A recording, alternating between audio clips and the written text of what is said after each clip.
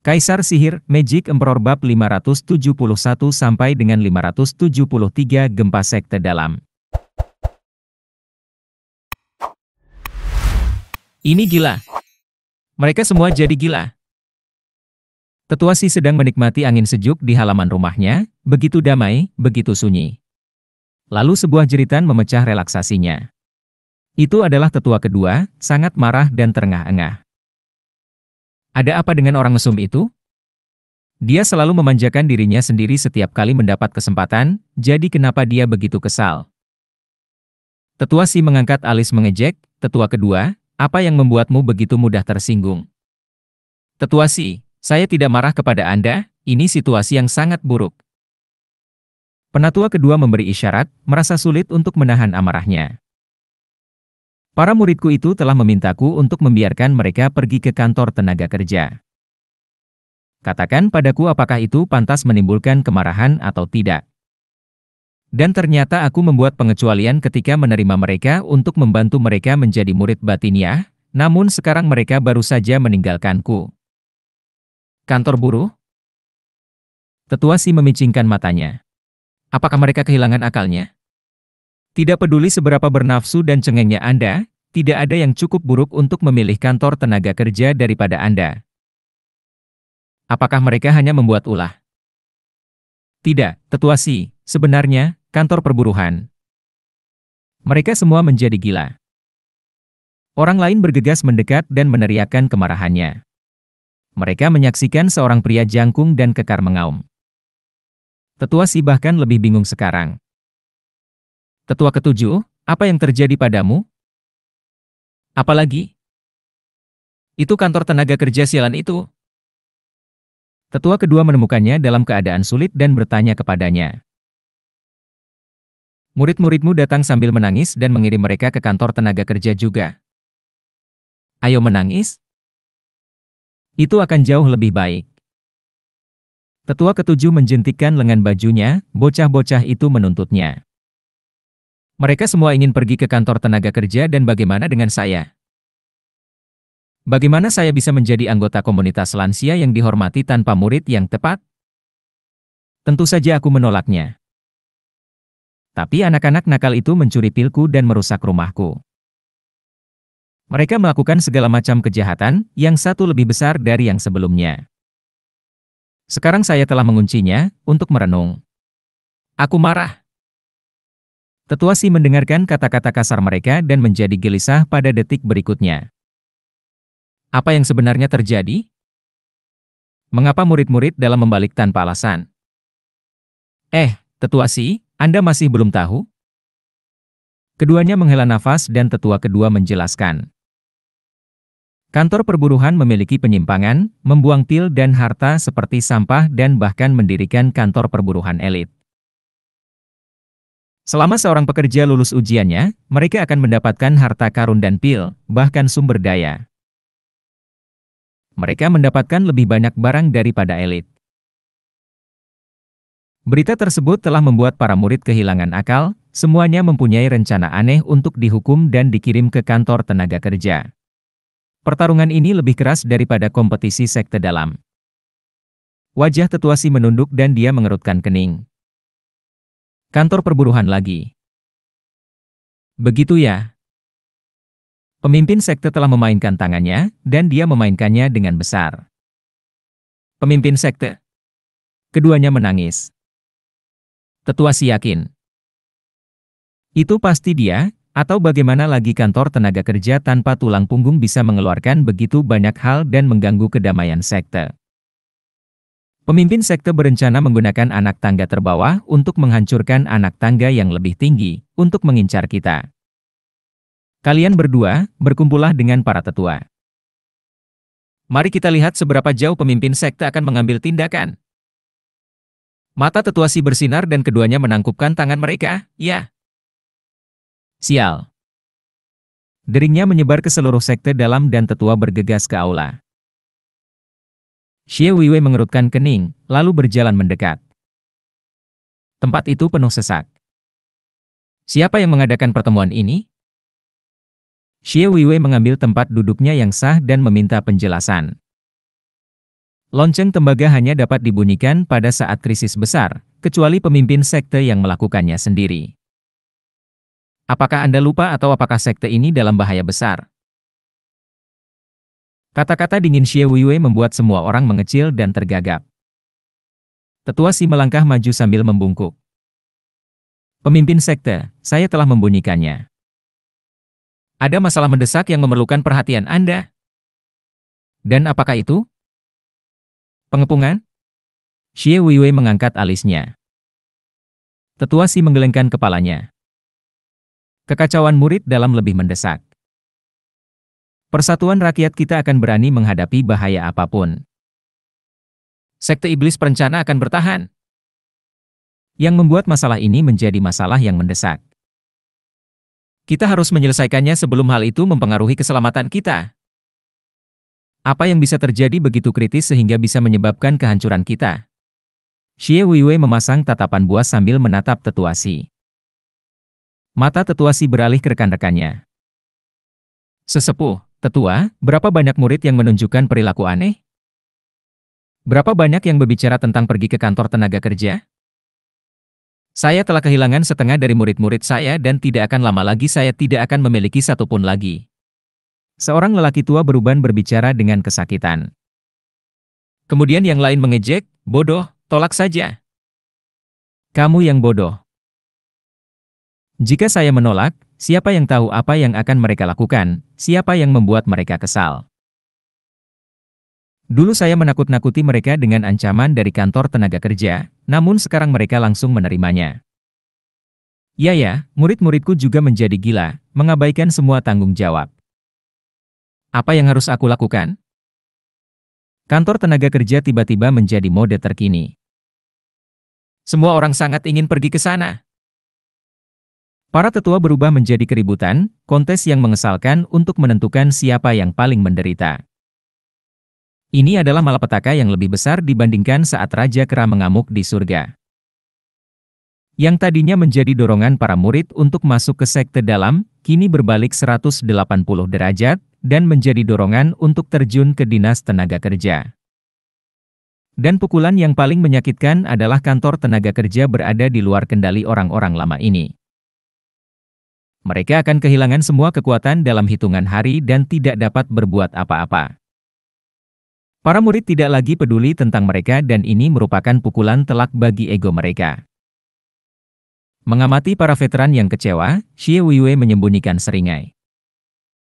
Inilah mengapa dia membawa Zhuo Fen ke sini, untuk mengekang sifat serakah mereka. Beri waktu beberapa hari lagi dan sekte dalam akan runtuh. Tetua Si menoleh ke Xie Weiwei sambil membungkuk.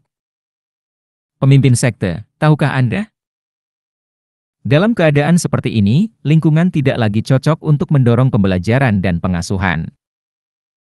Dengan seluruh saldo terbalik, itu akan segera menyebar ke seluruh sekte, sampai sekte tersebut tidak ada lagi. Kalau begitu, apa yang ingin aku lakukan? Xie Weiwei tersenyum. Tetua Si membungkuk, pemimpin sekte, hapus apa yang disebut nama palsu kantor perburuhan elit dan atur ulang kantor perburuhan. Tolong pemimpin sekte, atur ulang sekte ini. Patuhi aturannya. Lagu-lagu lama lainnya bergema. Xie Weiwei tertawa di depan wajah mereka. Saya akan menjunjung tinggi peraturan.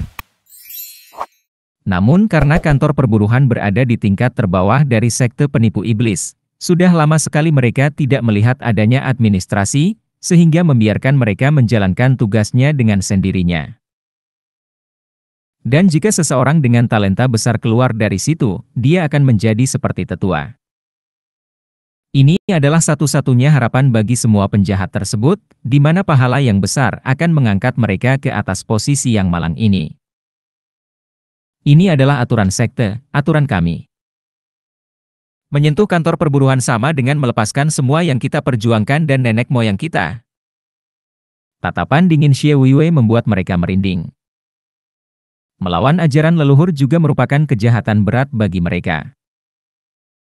Iblis tidak memiliki etika tetapi untuk sekte mereka, mereka harus memiliki aturan atau kekacauan. Semua orang menggelengkan kepala melihat sikap pemimpin sekte. Dia tidak berniat membantu mereka menangani kantor tenaga kerja. Faktanya, dia 100% menentangnya. Mereka bebas untuk mencoba, namun mereka akan menanggung akibatnya. Beberapa tetua yang berpikir untuk membuat keributan di kantor tenaga kerja langsung menghilangkan pemikiran ini. Tetua Si berdiri di samping Xie Wuiwei setelah melihat ini terjadi. Hanya matanya yang bersinar. Tetua Si benar tentang satu hal. Setiap orang bertujuan untuk mendapatkan kedudukan yang lebih tinggi. Jika Anda bahkan tidak dapat menghubungi murid-murid Anda, bagaimana Anda bisa naik lebih tinggi lagi? Hahaha. Xie Wuiwei pergi dengan seringai sok benar, melangkah keluar dari aula dan meninggalkan orang-orang tua yang tersedak oleh kata-kata mereka. Tawa menyeramkan bergema di antara orang-orang tua yang memasang wajah gelap, seolah badai mengaburkan hidup mereka. Tetua Si tersenyum pada mereka. Lihat, pemimpin sekte telah memperjelas pendiriannya. Ini menunjukkan bahwa dia punya andil di dalamnya, semuanya ditujukan kepada kita. Membiarkan hal ini berkembang lebih jauh akan membuat kita tidak punya uang. Mereka semua mengangguk, namun seseorang bertanya dengan ragu. Tetapi membanjirnya sumber daya yang datang dari kantor tenaga kerja untuk melatih para murid tidak berhenti. Karena sumber daya sekte harus melewati kita sebelum dikirim, bagaimana sebenarnya pemimpin sekte mengeluarkan sejumlah besar uang untuk menyerang balik kita? Tetua Si merenung dan menggelengkan kepalanya. Itu juga luput dari perhatianku. Tapi ada satu hal yang tetap tidak berubah, kita tidak bisa membiarkan daya tarik dinas tenaga kerja terus berlanjut. Karena kami tidak mengetahui sepenuhnya sumber daya tersebut, tidak peduli bagaimana kami mengatur sumber daya sekte tersebut, hal tersebut tidak akan berdampak pada kantor tenaga kerja. Yang membuatku khawatir adalah ketika kita tidak memiliki murid, pemimpin sekte akan menggunakan ini sebagai alasan untuk mengambil kendali atas sumber daya kita yang sah. Ucapan itu sangat menyentuh hati mereka dan orang-orang tua itu terkena tekanan. Mengambil sumber daya mereka sama dengan melumpuhkan status mereka di sekte tersebut. Langkah drastis pemimpin sekte sangat cerdik, seru tetua kedua. Sisanya mendengus dan mengangguk. Mata tetua Si terus bergerak. Ya, pemimpin sekte memang menggunakan gerakan yang hebat, tapi tidak bisakah kita melakukan hal yang sama dan mengalahkannya dalam permainannya sendiri? Apa maksudmu? Semua orang bertanya. Dengan kilatan licik di matanya, tetua Si memulai. Pemimpin sekte telah menjadikan kantor buruh elit ini sebagai umpan untuk menarik murid-murid kita. Namun selama kita menempatkan murid-murid kita sendiri, hal itu akan kehilangan pengaruhnya. Dan karena pemeliharaan sumber daya kantor tenaga kerja terus meningkat, bahan bakar akan segera habis dan tidak ada murid yang akan mendekat. Itu akan merusak rencananya untuk selamanya. Mari kita lihat siapa yang bertahan paling lama. Cemerlang. Penatua ketujuh mengacungkan jempolnya.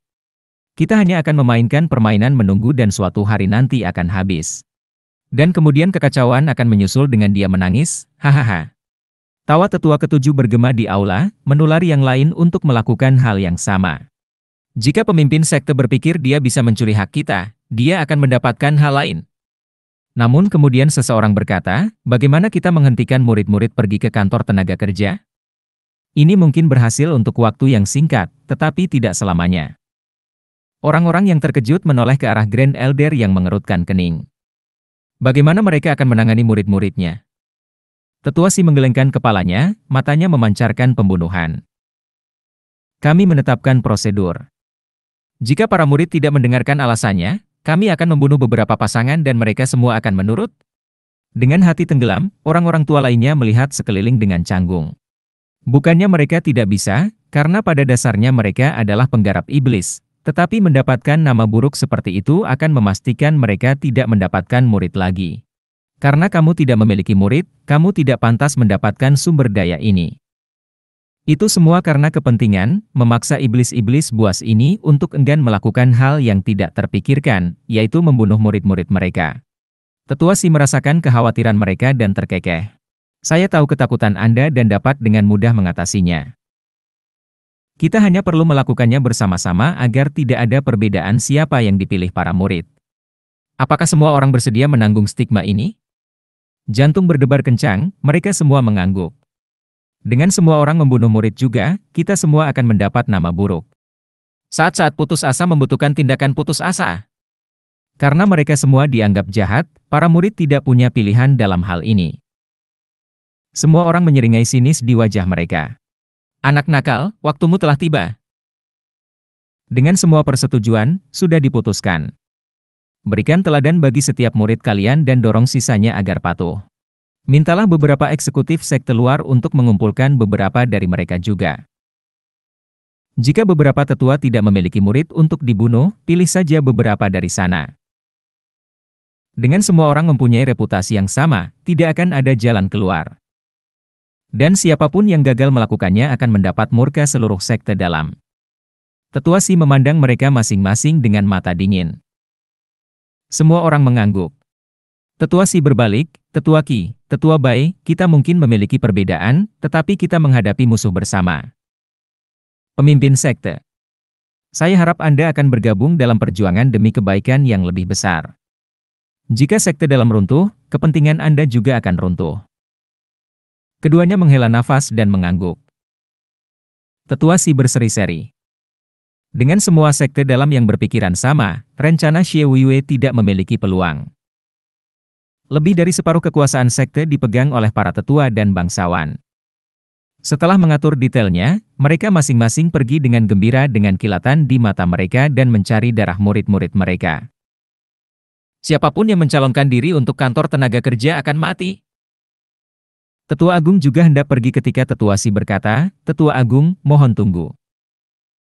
Penatua Agung menoleh ke arah senyuman Tetua Si, saya mendengar Anda telah mengusir murid Anda yang berharga ke kantor perburuhan. Mengapa? Dia melanggar peraturan dan karena itu dia dikirim ke sana. Kata Tetua Agung. Tetua Si menggelengkan kepalanya. Hahaha, Tetua Agung, apakah kamu tidak percaya padaku? Dengan Guihu yang menjadi kebanggaan dan kemuliaanmu, tidak peduli betapa keji tindakannya, kamu tetap tidak akan mengirimnya ke sana. Terlebih lagi, setelah beberapa hari Anda mengirimnya ke sana, kantor perburuhan elit muncul. Tetua Si telah melakukan penyelidikan menyeluruh, hahaha. Grand Elder terkekeh, baiklah, saya akan memberitahu Anda.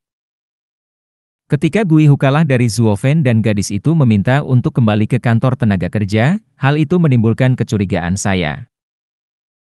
Jadi aku mengirim Guihu sebelumnya sebagai mata-mata. Semakin cepat saya mengetahui apa yang terjadi, semakin mudah untuk menyerang. Tetua Si tertegun dan memuji Tetua Agung, visi Tetua Agung begitu luas dan tanpa pamrih. Bahkan mengirim murid berhargamu sebagai mata-mata. Hahaha, tidak apa-apa. Yang lain tidak cocok dan saya hanya bisa mengirim Guihu. Bahkan sekarang pun aku sedih memikirkannya. Grand Elder melambaikan tangannya. Kalau begitu, Tetua Si, saya akan pergi. Silakan. Tetua Si tersenyum, jika Anda butuh sesuatu, tanyakan saja. Grand Elder tersenyum dan pergi. Tetua Si gagal menangkap perubahan halus dalam ekspresinya, suasana hati yang berat. Tetua Agung juga tidak melihat kecurigaan Tetua Si. Karena kedua belah pihak ragu-ragu, tidak ada yang mengungkapkan pengkhianatan mereka kepada pihak lain. Sementara itu, Tetua Ki dan Tetua Bai kembali ke rumah Tetua Bai untuk berdiskusi. Tidak peduli penyesalan karena mengotori tangan mereka dengan darah murid mereka, mereka tidak punya pilihan dalam hal ini. Setiap orang akan memikul salib ini dan mereka juga harus memikulnya jika mereka ingin hidup di sekte ini. Namun saat mereka memasuki rumah, Yuling dan Kui Lang datang sambil membungkuk, "Salam, Tuan. Apakah ada masalah?" Tetua Bai bertanya. Yuling melaporkan, "Tuan, Steward Zuo telah berkunjung." Pelayan Zuo? Siapa itu? Pengurus kantor perburuhan elit, Zuo Fen. Kui Lang membungkuk. Tetua menjadi tegang. Dalang dibalik semua kekacauan ini, bos dari kantor perburuhan elit baru saja datang mengetuk pintu. Karena dia adalah tangan kanan pemimpin sekte dalam plot ini, dia harus mewakili pemimpin sekte. Tetua Bai menghela nafas, tidak ada hadiah yang gratis. Bagi dia untuk mewakili pemimpin sekte, itu berarti pemimpin sekte ingin kita berada di sisinya. Tapi siapa yang harus kita pilih? Pemimpin sekte atau sekte dalam? Tetua Qi mengerutkan kening sambil berpikir keras.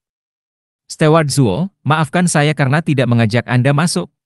Memasuki ruang tunggu, Tetua Bai melihat seorang pemuda berambut putih duduk di sana, satu-satunya pekerja yang mengguncang Gui Hu hingga ke inti dalam satu pukulan, dan membungkuk. Tetua Qi juga menangkupkan tangannya, tetapi lebih karena statusnya daripada Zuo Fan sendiri. Zuo Fan melambai kepada mereka, saya kira Tetua Qi dan Tetua Bai. Kamu terlalu baik dalam mendukungku yang kecil. Saya hanyalah seorang buruh, bagaimana mungkin saya bisa membuat tetua menunjukkan sopan santun seperti itu kepada saya? Steward Zuo, tidak ada penguasa sejati yang tidak memiliki orang yang cakap. Dengan Steward Zuo menjadikan kantor perburuhan sebagai komoditas yang diminati, rasa hormat adalah hal yang sangat pantas. Tetua Qi tersenyum. Zuo Fan mengangguk sambil tersenyum ketika dia mulai berkata. Karena tetua sudah menebak bahwa saya bekerja untuk pemimpin sekte, maka Anda juga pasti sudah menebak tujuan kunjungan saya. Keduanya berhenti dan Tetua Bai menghela nafas. Kami memahami rancangan pemimpin sekte, tetapi tidak memahami tindakannya. Kami adalah orang-orang terhormat, memberikan segalanya untuk sekte ini dan tidak terlibat dalam pertengkaran yang tidak perlu. Maksudku, kita adalah bagian dari sekte dalam dan tidak bisa mengikuti permintaan pemimpin sekte. Tetua Qi menghela nafas, memasang wajah sedih. Zuo Fan sudah memikirkannya sejak awal dan tersenyum. Pertemuan yang lebih tua dan terhormat telah lama selesai namun semua orang tetap tinggal bahkan ketika pemimpin sekte pergi. Apakah kamu mungkin punya rencana rahasia? Para tetua menggelengkan kepala mereka secara serempak, tidak ada komentar. Lagi pula aku bisa menebaknya. Menyatukan seluruh sekte dalam menghadapi kesulitan ini. Zuo Fan mencibir dan menatap para pemuka itu. Tapi pernahkah kamu bertanya-tanya apa yang akan kamu lakukan setelahnya? Alis tetua bergetar. Zuo Fan tahu dia memilikinya dan menyerbu untuk membunuh sambil berteriak, Kuilang, Yuling, tuanmu telah memintamu. Para tetua memandangnya dengan curiga. Kuilang dan Yuling membungkuk, apa yang bisa kami lakukan untukmu, Tuan? Tidak banyak, akhir-akhir ini mereka bosan dan ingin tahu tentang kehidupanmu selama 10 tahun terakhir di kantor tenaga kerja. Zuo Fan menyela. Keempatnya bingung tentang maksudnya. Namun karena tetua tetap diam, keduanya menyetujui permintaan Zuo Fan.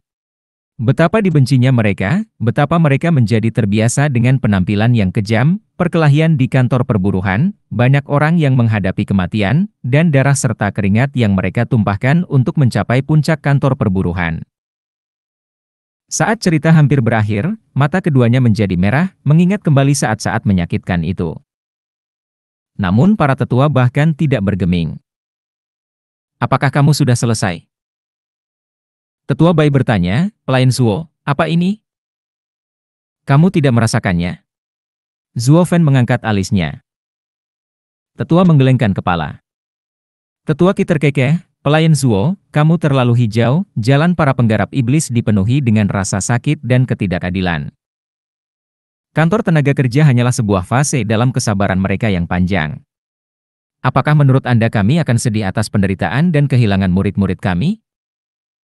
Hihihi, bagaimana itu bisa menjadi seorang penggarap iblis? Apakah ini yang kamu rasakan? Zuo Fan mengangkat bahu, yang saya maksud adalah, siapa yang menjadi penyebab kepahitan mereka? Siapakah yang tertawa di hadapan mereka? Tidak penting kalau mereka diejek, tapi siapa yang akhirnya mengolok-olok itu? Sambil gemetar, para tetua akhirnya menyadarinya. Zuo Fan menyeringai. Mereka dijebak, tapi kebodohan mereka sendirilah yang harus disalahkan. Namun pelakunya melakukannya dengan terang-terangan mengabaikan tuannya, kamu. Dan mengapa Anda bekerja begitu keras untuk mendapatkan keduanya kembali di bawah Anda? Bukankah itu karena tidak ada orang lain di bawahmu yang bisa digunakan setelah mereka dipecat? Oh, ngeri sekali. Murid tidak ada artinya. Ya, tapi kalian berdua hanya berbaring di sana sambil ditampar dan bahkan tidak bergerak-gerak. Saya, misalnya, angkat topi. Aku yakin, aku tidak bisa menerimanya. Menyentuh murid-murid saya berarti mengangkat tangan ke arah saya. Tetua Ki baru saja berkata bahwa saya masih hijau, hahaha, benar saya masih sangat hijau. Banyak hal yang aku tidak tahan, bahkan disebut bajingan. Cukup. Tetua Bai membentak dengan marah, Zuofen, saya menunjukkan rasa hormat kepada Anda karena kebaikan kepada pemimpin sekte. Jangan memaksa saya. Benarkah? Apakah saya sudah menampar wajah tetua? Zuofen mencibir. Orang itu telah menamparmu selama beberapa dekade, namun kamu masih ingin menjadi pesuruhnya. Meskipun saya sudah lama tidak berada di sekte dan merawat murid-murid terkasih Anda, namun Anda ingin menjadikan saya musuh sambil menjadikannya sebagai sekutu Anda. Siapa yang berlebihan di sini dan siapa yang tercela? Keduanya melotot saat tinju mereka menegang dan janggut mereka bergetar. Mereka segera merasa muak, Zuofen, cukuplah ejekanmu. Semua tetua dan pemuka sekte dalam terlibat dalam hal ini bersama-sama. Kita bangkit dan jatuh sebagai satu kesatuan. Kembalilah dan beritahu pemimpin sekte, tapi tidak, terima kasih. Sekarang jangan terlalu terburu-buru. Bukankah Anda semua berjuang untuk mendapatkan hal yang sama, sumber daya? Tapi pernahkah Anda bertanya-tanya setelah semua ini selesai, apakah mereka akan mendapatkan kuenya sementara Anda mendapatkan sisa-sisanya? Ketika sekte dalam selesai, kita bahkan tidak akan memiliki sisa-sisanya. Tetua Bai akhirnya jujur. Zuofen tersenyum, setelah mendapatkan apa yang diinginkannya. Saya bisa memberikan apa yang Anda inginkan. Karena sekte dalam tidak memiliki sisa, Anda dipersilakan untuk bergabung dengan kantor tenaga kerja untuk menikmati kue yang lezat. Apa? Keduanya meneriakkan ketidakpercayaan mereka secara bersamaan. Zuofen berkata, sejujurnya, kantor perburuhan penuh sesak dan membutuhkan pengawasan dari para tetua. Jika Tuan merasa pantas, Anda dipersilakan ke kantor tenaga kerja untuk mengambil alih. Dengan kata sederhana, pemimpin sekte ingin kantor perburuhan elit menjadi sekte dalam baru yang membesarkan para elit. Bahkan dengan seberapa mengakarnya sekte dalam, hanya masalah waktu sebelum sekte itu kosong. Tetua Si mengendalikan sekte dalam. Dia mengambil kuenya dan kamu mengambil sisa-sisanya. Namun dengan datang ke kantor tenaga kerja sekarang, Anda akan mendapatkan kuenya dan dia bahkan tidak akan menyentuh sisa-sisanya. Anda tidak harus terus-menerus bersama mereka. Datanglah sekarang dan nikmatilah, atau nanti dan Anda tidak mendapatkan apa-apa. Mata mereka bergerak-gerak, hati para tetua bergetar. Pemimpin sekte menginginkan sekte dalam yang baru. Namun kantor perburuhan elit masih terlalu segar dan entah sampai kapan akan bertahan. Bahayanya tinggi. Zuofen menghilangkan keraguan mereka dengan matanya yang tajam dan mengungkapkan 2 botol. Keduanya tersentak melihat racun yang kental, bahkan merasakan darah mereka mengalir lebih lancar. Pil kelas 10? Tepatnya pil pencapaian surga. Hanya sedikit tanda. Zuofen tersenyum. Jika Anda masih merasa mencurigakan, silakan ajak lebih banyak orang untuk bergabung.